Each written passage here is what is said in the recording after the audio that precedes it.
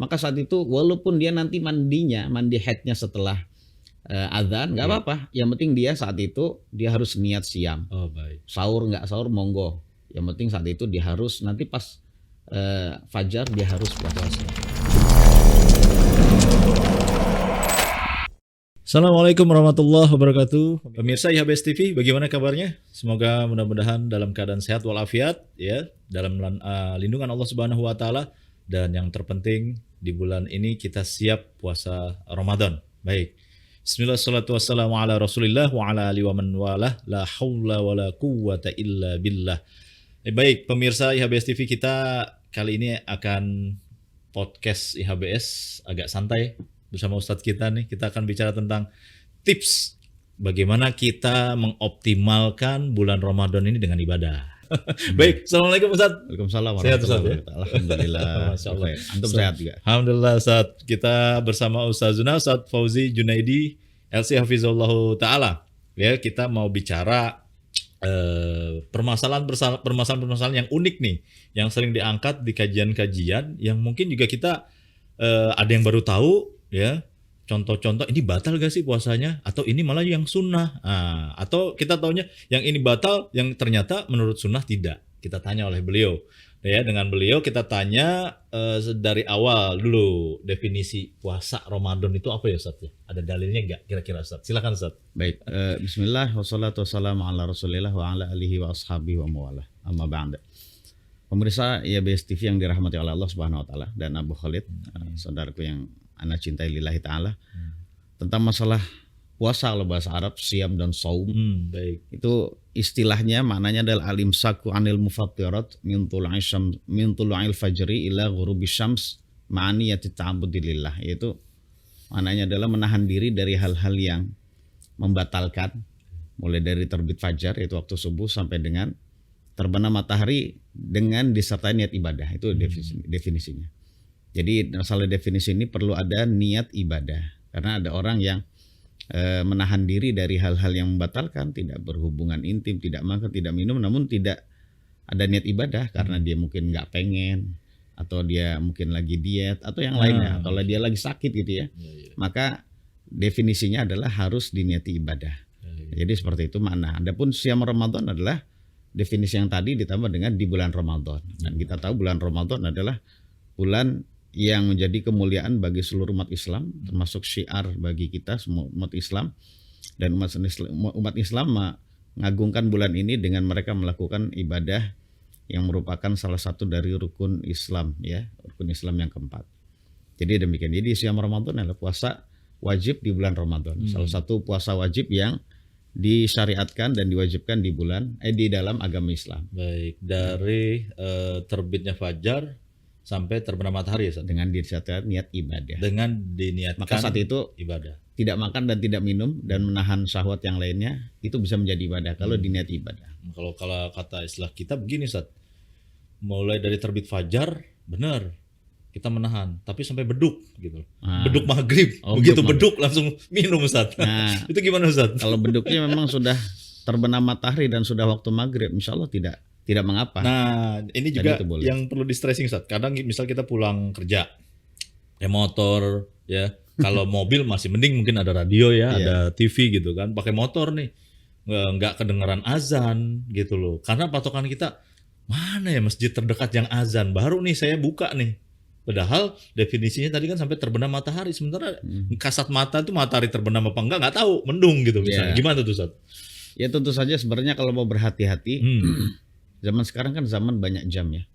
Dan seseorang hendaknya jangan kudet tentang masalah jam. Dan setiap hari sebelum dia, misalnya hari pertama katakanlah dia bulan Ramadan gitu. Kan sebelumnya dia kemarin sholat maghrib dan dia tahu adzan nih kapan gitu ya. Kan nggak jauh itu bedanya, walaupun hanya beda semenit mungkin gitu. Dan dia tahu. Dan ketika dia tidak melihat jam juga, tiba-tiba dia merasa ini udah gelap, akhirnya dibuka, maka saat itu menurut mayoritas ulama dia batal puasanya. Oh gitu batal ya? Puasanya. Jadi seperti itu, dan dia wajib untuk mengqadha. Dan kondisi seperti itu tentu saja dia harus mengqadha puasanya, namun dia tidak ada niat untuk membatalkan. Namun menurut sebagian ulama ya bahwasanya puasanya tidak batal, dia teruskan, dia tahan sampai ini. Dikarenakan dia melakukan kekeliruan tanpa ada kesengajaan. Oh, baik. Dan di dalam Islam kesengajaan itu dimaafkan. Berdasarkan keumuman ayat dan juga hadis Nabi tentang masalah hal itu, diantaranya adalah Allah berfirman, "Walaysa 'alaikum junahun fima akhta'tum bihi walakin ma ta'ammadat qulubukum." Artinya intinya kalau kalian melakukan kekeliruan, kesalahan tanpa ada kesengajaan itu tidak dianggap dosa. Artinya tidak dianggap sebagai pembatal gitu tadi. Ini menurut sebagian ulama. Ya. Tapi kalau mau berhati-hati orang yang dalam kondisi seperti ini bisa mengambil pendapat mayoritas ulama dia batal.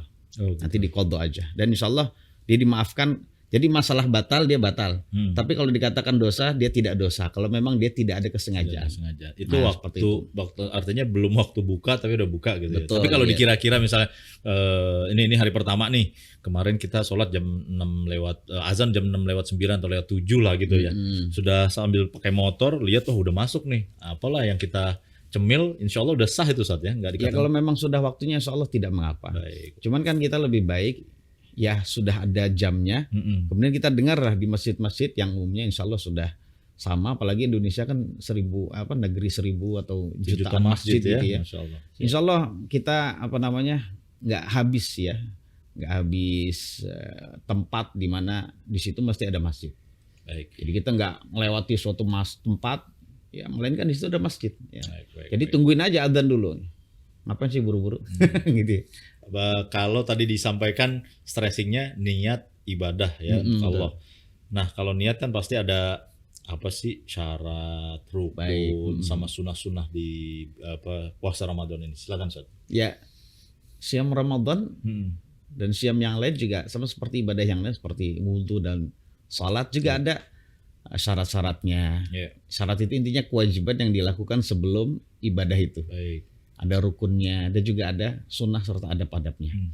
Dan ini kewajiban bagi semua orang Islam ya mempelajari tentang apa itu syarat siam, apa itu rukun dan juga apa sunnahnya.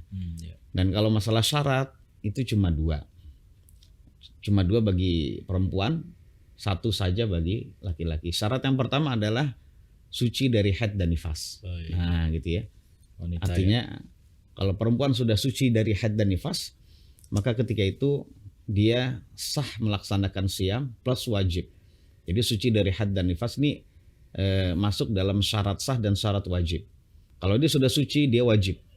Makanya seorang perempuan yang sudah suci sebelum subuh, sudah berhenti darahnya, sudah mampet gitu ya, atau mungkin masih keluar cairan tapi cairan itu udah putih ketika diusap gitu ya, maka saat itu putih. Maka saat itu walaupun dia nanti mandi haidnya setelah adzan nggak apa-apa. Yang penting dia saat itu dia harus niat siam. Baik. Sahur nggak sahur monggo. Yang penting saat itu dia harus nanti pas fajar dia harus puasa. Nggak boleh gara-gara dia berpendapat bahwasannya kali ini sih belum suci akhirnya dia atau dia berpendapat bahwasannya saya belum mandi janabat akhirnya di hari itu dia tetap nggak puasa. Makan minum baru mandi haidnya itu ketika menjelang zuhur. Nah ini adalah termasuk dosa besar. Pertama dia menyanyiakan ibadah yang harusnya dia sholat subuh, dia tidak sholat subuh. Kemudian dia menyanyiakan ibadah satu itu ibadah Ramadan. Walaupun nanti dia harus mengqadha, tapi saat itu dia dosa besar dua macam itu ya, dua dosa besar. Jadi hati-hati makanya tentang hal ini. Makanya ibu-ibu saran kami ketika menyediakan makan sahur bagi keluarga dilihat, lihat juga sambil mungkin buang hajat ya, saat itu masih keluar atau tidak. Ini khususnya bagi ibu-ibu yang sudah mengetahui diperkirakan itu sudah akhir dari haidnya. Jadi diperkirakan dilihat. Jadi jangan sampai dia nggak puasa. Ya mandinya nggak apa-apa, nanti ketika adzan suaminya ke masjid, ibu-ibu mandi haid nggak apa-apa. Setelah itu, saat itu puasa dan dia sholat subuh. Jadi demikian. Kalau yang laki-laki? Nah untuk laki-laki dan perempuan ini ada syarat yang kedua. Perempuan kalau bagi laki-laki itu syaratnya adalah niat. Nah, kenapa butuh niat? Karena ya Allah yang mewajibkan kita berniat dalam setiap ibadah seperti ibadah yang lain. Niatnya gimana Ustaz? Nah, tentang masalah niat, kenapa kita butuh niat? Selain ada ayat wa ma umiru illa liya'budullaha mukhlishina lahuddin. Jadi ayat ini menunjukkan kita diperintah untuk ibadah mengikhlaskan agama bagi Allah. Dan ikhlas hanya ada kalau niat. Dan dalil niat tentang hadis niat, hadis sabda Nabi tentang niat itu juga kita sudah tahu bersama. bahwasanya amal itu hanya sah kalau dengan niat, dan kita hanya akan dihitung sebagai ibadah atau diberikan hasil kalau dengan niat. Yang alasannya kenapa harus juga dengan niat? Alasan yang lain, dalil yang lain adalah karena orang yang menahan lapar dan dahaga itu bisa jadi karena seperti tadi kita sebutkan, karena nggak pengen, atau karena lagi sakit, atau karena lagi diet gitu dan sebagainya. Maka saat itu butuhlah niat. Sehingga niat inilah yang menjadi pembeda antara itu aktivitas sehari-hari dan juga ibadah. Niat itu tempatnya di hati. Dan kalau disebut niat, semua ulama sepakat itu adalah pekerjaan hati. Pekerjaan hati. Dimulai dari kapan Ustaz niat? Makanya nggak perlu diucapkan. Nah, tentang masalah syarat yang kedua ini, syarat niat, itu ternyata ada syarat lagi Abu Khalid. Ada syarat di dalam syarat. Nah, gitu ya. Sehingga niat ini bisa sah. Ya gitu ya. Di antaranya adalah syaratnya kita cepatkan, yaitu adalah al-jazm. Artinya harus ada tekad bulat, kepastian penentuan. Saya besok puasa. Nggak boleh ragu-ragu. Kalau ragu-ragu, contohnya berkata, besok saya puasa nggak ya? Ntar dulu deh. Kita lihat aja deh. Itu pasti ragu-ragu dia. Jadi harus ada tekad bulat, ya, penentuan. Bahwasanya besok saya puasa. Itu yang pertama. Nggak boleh ragu-ragu.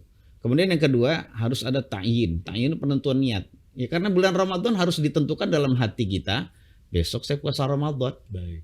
Ada Ramadan ya gitu ya. Kalau puasa sunnah, besok saya puasa sunnah apa? Besok saya puasa sunnah Daud, puasa sunnah ini dan itu dan sebagainya. Kemudian kalau syarat yang ketiga dari niat ini adalah niat ini harus tabiat, yaitu dijatuhkan di waktu malam. Jadi seperti pertanyaan antum tadi, harus ada di dalam hati kita sejak waktu malam. Nah, disebut waktu malam itu mulai dari terbenam matahari ya sampai dengan sebelum subuh. Silakan antum mau niat kapan aja. Niat habis maghrib boleh, habis isya boleh, sebelum tidur besok saya puasa Ramadan, nah gitu. Atau sebelumnya nggak niat, tapi pas waktu sahur bangun, nah itu pasti niat. Pasti niat. Niat. Karena itu adalah makan yang tidak biasa, pasti niat. Intinya sebelum itu ya. Karena Nabi bersabda, "Man lam yujmi'is siyama qabla al-fajri fala siyama lahu." Yang belum berniat sebelum fajar, berarti di waktu malam, maka nggak ada puasa bagi dia. Dan yang terakhir, syarat yang terakhir, niat ini harus tajdid, diupdate setiap malam dari bulan Ramadan. Jadi nggak cukup orang, Masya Allah, diupdate ya? Iya, nggak cukup orang lihat saya puasa sebulan full. Ya boleh juga gitu. Tapi nanti setiap malam harus diupdate. Karena sabda Nabi tadi, sedangkan fajar itu adanya setiap hari, berarti sebelum fajar, ya berarti setiap malam harus diniatkan. Nah, ini refresh gitu ya. Nah, seperti itu. Baik. Ini Ustaz.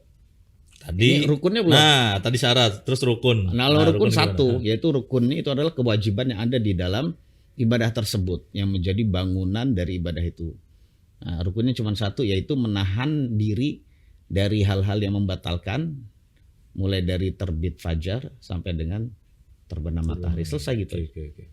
Nah, kemudian masalah sunnahnya itu sangat banyak Abu Khalid. Baik. Artinya gini, kenapa perlu ada sunnah dan adab? Karena ada puasa yang cukup sah, ada puasa yang afdol, yang sempurna. Baik. Dan kita sebagai orang beriman itu hendaknya memiliki cita-cita tinggi. Puasa kita tidak hanya sekedar sah, tapi juga memiliki nilai kesempurnaan yang agung mulia di hadapan Allah. Ya. Karena kita juga menginginkan ya mendapatkan keutamaan puasa yang dijelaskan dalam ayat-ayat dan juga hadis itu. Dan puasa yang sempurna itu insya Allah puasa yang bisa mewujudkan cita-cita dari Allah Subhanahu Wa Taala, keinginan dari Allah. Tujuan Allah memberikan kita syariat puasa yaitu la'allakum tattaqun. Jadi agar kita bisa bertakwa. Nah, di antaranya adab-adab dan sunnah-sunnahnya adalah makan sahur.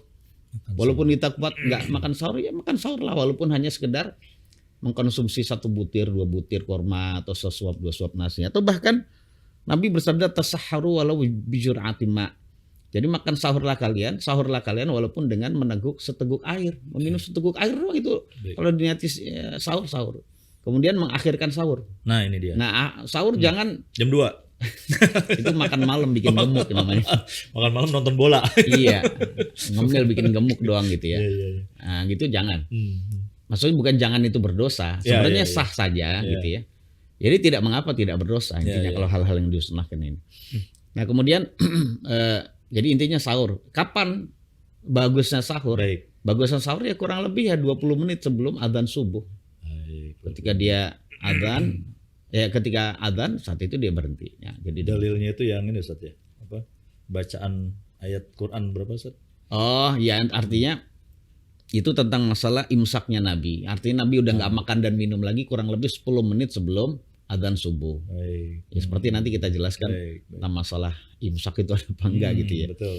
Nah, jadi demikian. Jadi intinya diakhirkan sahur. Diakhirkan ya. Jadi jangan 1 jam sebelum subuh. Ya, kalau kita bangun sebelum subuh kan kita bisa manfaatkan Abu Khalid. Bisa manfaatkan untuk berdoa pada Allah, menambah sholat tahajud, Harus ya. menambah baca Al-Quran. Ini adalah waktu momen mustajab. Perbanyaklah istighfar karena di antara sifat dan ciri ahli surga adalah membaca istighfar di waktu sahur. Wabil asharihum yastaghfirun. Ahli surga itu waktu di dunia dia membaca istighfar itu di waktu sahur, masya Allah. Kita ambil itu agar Allah benar-benar menjadikan kita sebagai ahli surga gitu ya. Kemudian adab yang berikutnya adalah kita mempercepat berbuka nih. Jadi kalau ditunda-tunda bukan berarti menambah pahala, malah mengurangi. Nah gitu ya, malah mengurangi. Jadi dipercepat buka gitu. Karena itu sunnahnya. Kemudian usahakan buka dengan kurma. Bukan dengan yang manis ya. Nggak bisa bukan dengan yang manis. Itu iklan itu. Nah gitu ya. Jadi berbuka dengan kurma basah. Kurma basah. Ini hadis Nabi ya, riwayat Imam At-Tirmidzi. Kalau Nabi tidak ada kurma basah, maka saat itu dengan kurma kering, tamar. Kalau kurma kering nggak ada ya berarti air putih. Berarti jamaah sekalian kalau memang senangnya ngopi atau ngeteh atau nyirap misalnya, maka saat itu ngolek juga ya nggak apa-apa. Tapi usahakan dahulukan yang membatalkan puasa kita adalah salah satu dari 3 ini, kurma basah, kurma kering atau air putih. Caranya gini Ustaz. Kita bismillah dulu, apa doa dulu? Bismillah dulu tentunya. Okay, Bismillah, minum atau makan. Nah, setelah basah nih ya dengan air liur atau air putih itu. Kalau air liur kan karena kita mengunyah kurma gitu. Saat itu kita membaca zahabadz dhama wa batallatil uruqu wa sabatal ajru insyaallah. Nah, doa ini adalah agung. Karena dalam doa ini isinya pengakuan kita. Pengakuan kita terhadap nikmat Allah yang membuat kita bisa berbuka kembali, bisa makan lagi dan minum lagi. Pengakuan Allah, pengakuan seorang hamba terhadap Allah yang menguatkan kita bisa berpuasa. Ya, dan juga pengharapan seorang hamba akan pahala dari Allah. Kan wasabatal ajru.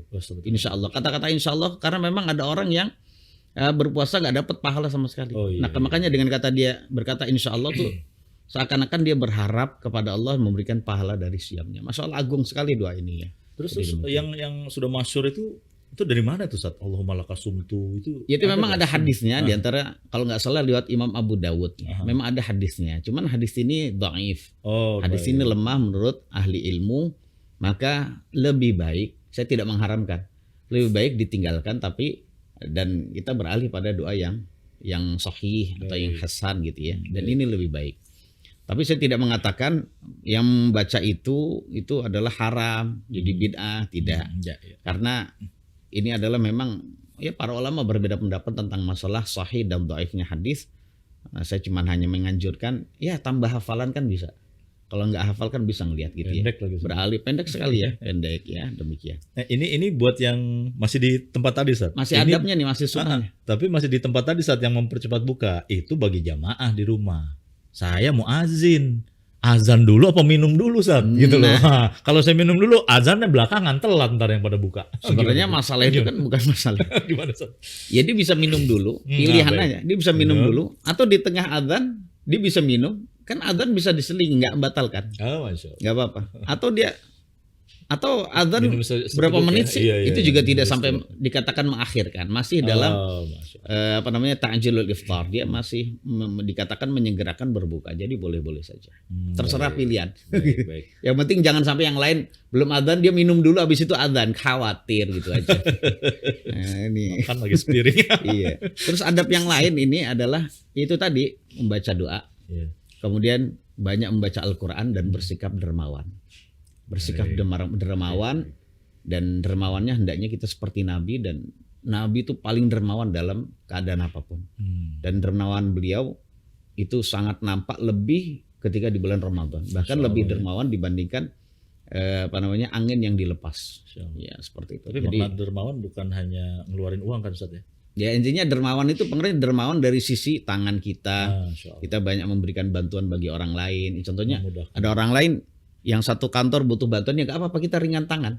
Ringan tangan membantu dengan lisan kita atau dengan tangan kita, termasuk juga dengan harta kita. Nah, baik. Nah tentang hal ini para ulama di antara Imam Asy-Syafi'i sangat menganjurkan kita, ya menasihati agar kita kedermawanan kita di bulan Ramadan itu ditampakkan. Karena di bulan ini orang miskin juga diwajibkan untuk berpuasa. Nah saat berpuasa mereka nggak bisa bekerja. Maka mereka nggak bisa bekerja. Ya. Nggak bisa bekerja. Nah karena mereka nggak bekerja, mereka nggak dapat penghasilan. Nah, dari sinilah butuh uluran tangan dan bantuan dari orang yang mampu untuk bersedekah. Jadi orang yang berpuasa namun ternyata dia masih belum tergerak hatinya untuk membantu fakir miskin, maka betapa kerasnya dia. Betapa membatunya hati dia, berarti dia tidak bisa melaksanakan hikmah dari Allah Subhanahu wa taala mewajibkan kita puasa. Jadi betapa membatunya dia. Jadi demikian. Jadi hendaknya kita banyak-banyak membantu orang fakir tentang hal ini. Kemudian adab yang berikutnya banyak-banyak doa. Doa ya. Banyak-banyak doa bagi orang yang berpuasa karena dalam suatu hadis yang mulia, doanya orang berpuasa itu tidak ditolak oleh Allah. Salatu da'watin mustajabatun la turad. Kama qala Rasul, di antaranya adalah da'watus shaim. Itu doanya orang yang berpuasa sampai berbuka. Nah, intinya terkabulnya orang yang berpuasa dalam berdoa tidak hanya ketika menjelang berbuka, tapi juga mulai dari awal sampai akhir puasa seperti itu. Kemudian, nah ini adab yang wajib Abah Khalid, yaitu menghindari diri dari hal-hal yang membatalkan pahala puasa. Pahala puasa. Berupa kemaksiatan yang lahir dan batin. Nah, ada orang yang, jadi intinya ada istilah pembatal puasa, ada istilah juga pembatal pahala puasa. Baik. Kalau pembatal yang puasa, banyak orang yang nggak berani melakukannya. Ya. Orang akan menghindarinya. Tapi siapa sangka banyak orang yang melakukan pembatal pahala puasa. Pahala puasa ya. Nah, semua kemaksiatan mata, kemaksiatan telinga, kemaksiatan lisan yang paling banyak ini semua bisa membatalkan pahala puasa. Minimal itu mengurangi. Ya, makanya kita hati-hati. Dan ternyata sekarang kita memiliki alat yang di situ ternyata banyak maksiat, maka hendaknya diganti dengan kebaikan, yaitu berupa kita membaca Al-Quran dan sebagainya. Jadi demikian. Itu berkenan. Nah, termasuk adab yang puasa adalah memberi makanan berbuka bagi orang lain. Karena ketika itu dia sendiri puasa dapat pahala untuk dia, dan dia mendapatkan pahala orang yang berpuasa lain yang berpuasa itu. Berbagi. Jadi ya? dia dapat double pahala dari dia dan pahala dari orang lain, dengan tidak mengurangi pahala orang yang berpuasa yang dia kasih makan berbuka itu.